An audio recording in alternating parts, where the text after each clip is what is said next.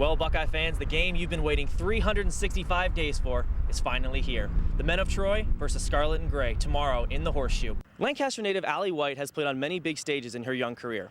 As a two-time high school state champion and member of the U.S. Junior Women's Solheim Cup, Allie is now about to enter spotlight on the biggest stage yet, the U.S. Women's Open. Wes, I'm with you, man. Thank gosh the Olympics are finally considering golf. It's about time. Well, coming up next on Joe, Wes and the guys will break down round one of the PGA Championship. We're here at Miami University where they're crazy about their hockey. Some of these students have been in line for over 3 hours and even have braved frigid temperatures for a chance to see their #1 Redhawks face off against Western Michigan.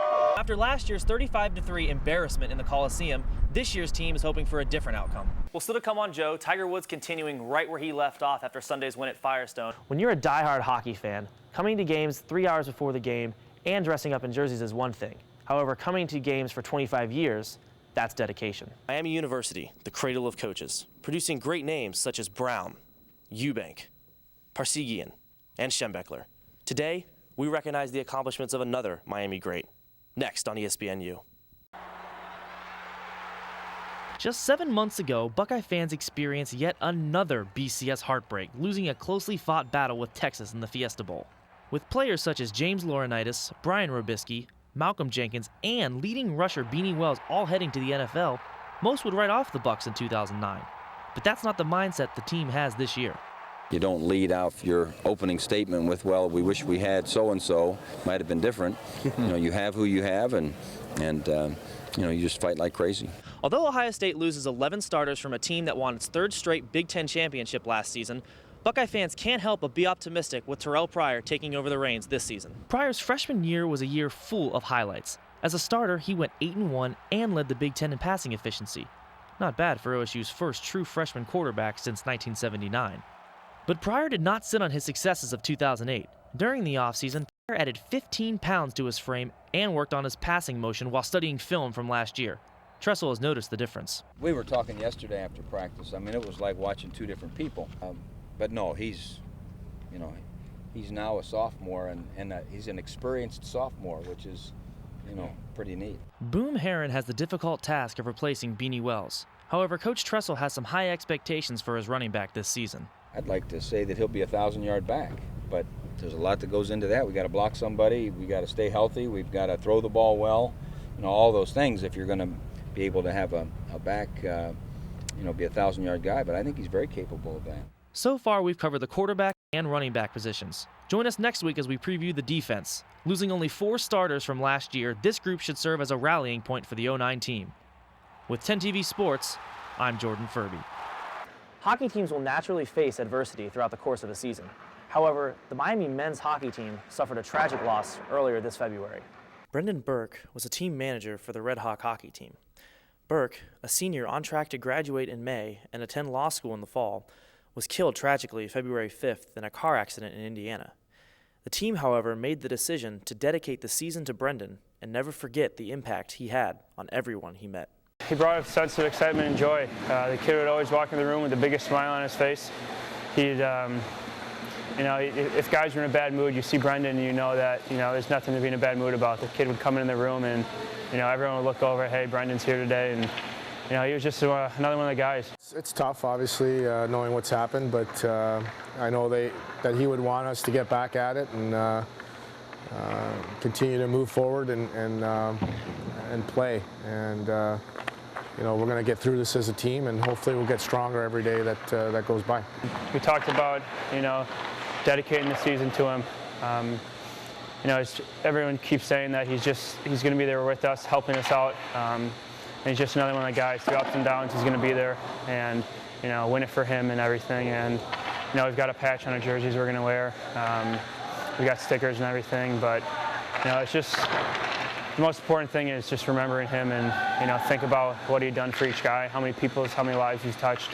If you just think about that, it just puts you in such a good mood. We're going to honor him by playing our game and focusing on what we do best. And I think that's the ultimate compliment we can give Brendan. And, we know he's going to be with us. This is life. And we want to make sure that we remember him the way he was, and we honor his life and what he had accomplished here on earth, and obviously he's in a better place now, and you know, we'll always have those memories. Reporting from Oxford, Ohio, I'm Jordan Furbee for ESPN News Campus Connection.